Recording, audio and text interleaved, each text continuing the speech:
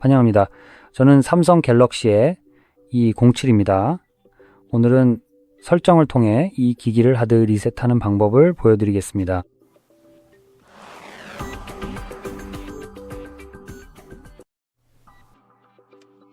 가장 먼저 설정 애플리케이션을 찾아서 실행해 주시기 바랍니다.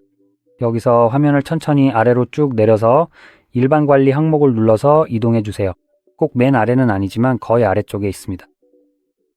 여기에서 재설정 옵션을 찾으시면 됩니다. 다시 한번 아래로 스크롤해서 공장 데이터 초기화를 선택하세요. 하지만 그 전에 이 과정을 진행하기 전에 한 가지 분명히 하고 싶은 점이 있습니다.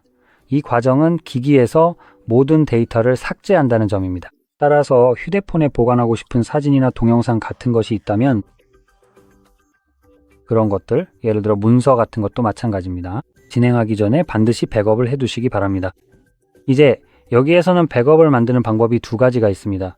두 가지 모두 바로 위에 나와 있고 임시 클라우드 백업이 있습니다. 이게 임시라고 불리는 게 참 마음에 드네요. 삼성 클라우드 백업으로 최대 30일 동안 보관할 수 있는데 솔직히 30일밖에 보관이 안 된다면 그건 정말 쓸모없는 백업이죠.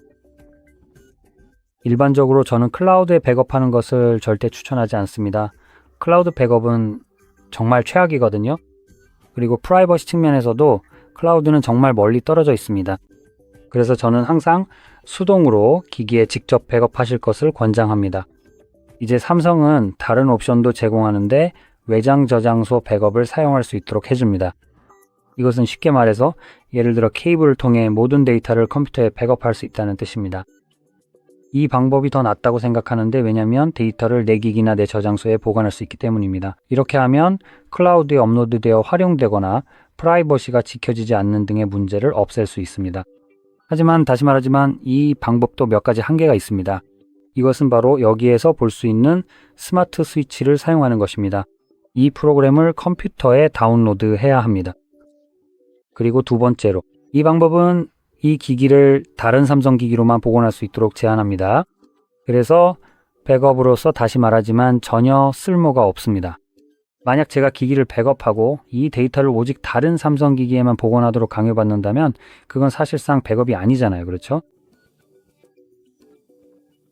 그래서 저는 케이블을 준비해서 연결한 다음 보관하고 싶은 모든 데이터를 수동으로 직접 옮기는 것을 추천합니다. 예를 들어 애플리케이션 같은 경우에는 그냥 다시 다운로드하면 되기 때문에 크게 걱정할 필요가 없을 수도 있습니다. 하지만 예를 들어 통화 기록이나 메시지 등 메시징 앱에 있는 데이터 같은 경우에는 이런 데이터가 기기에 저장되어 있다면 기본적으로 백업 파일을 만들기 위해 추가 애플리케이션이 필요합니다.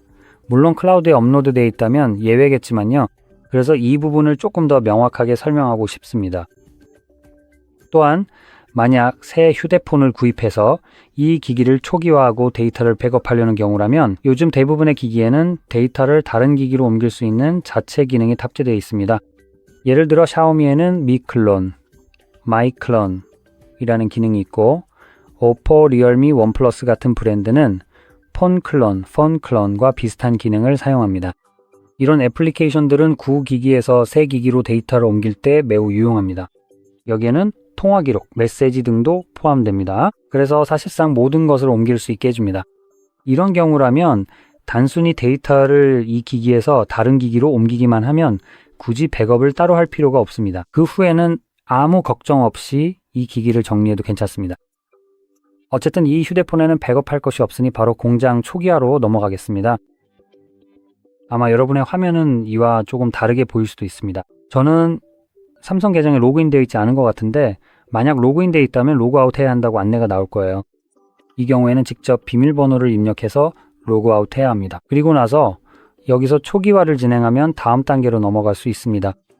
지금 저는 패턴만 설정되어 있는데 이건 삼성에서 좀 이상하게 해놓은 부분이죠. 패턴을 확인하고 삼성 계정이 있다면 다음 페이지에서는 삼성 계정에서 로그아웃하는 단계가 나옵니다. 마치 그 패턴만으로는 본인 확인이 충분하지 않은 것처럼 말이죠. 이 폰의 진짜 사용자인데도 말이에요. 게다가 또 강제로 비밀번호도 입력하라고 하죠. 혹시라도 여기서 패턴을 운 좋게 맞췄을 수도 있다고 생각하는 거죠. 예를 들어 운 좋게 맞출 수 있는 경우의 수가 얼마나 많은데 우리가 이렇게까지 멍청하다고 생각하는 건가요? 삼성에게 한마디 하자면요. 삼성 계정에서 로그아웃을 강제로 시킬 거라면 여기서 패턴 입력은 없애주세요.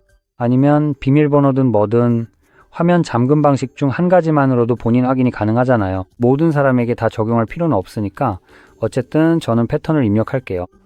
그리고 여기서 삼성 계정에서 로그아웃 해야 하는 단계가 나옵니다. 하지만 다행히 저는 계정이 없어요.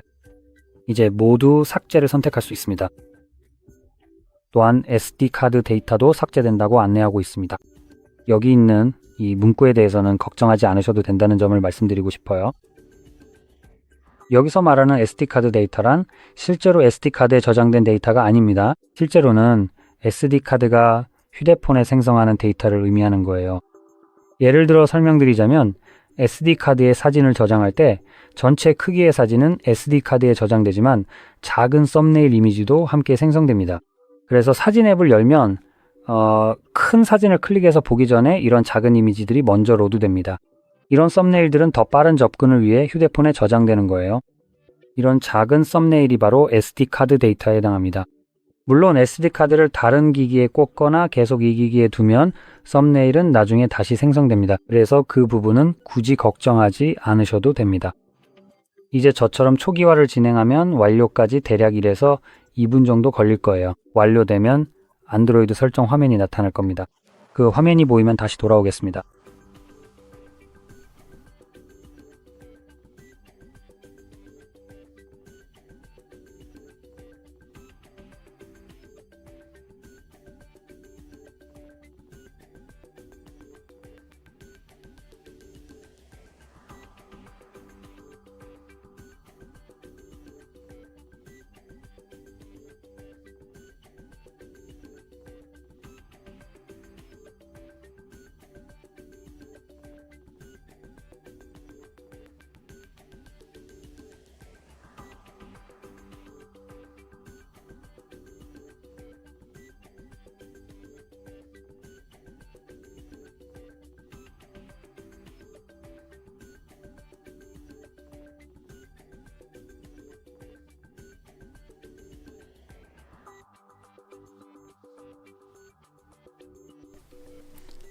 보시다시피 이제 과정이 모두 끝났고 원하시는 대로 기기를 설정하실 수 있습니다.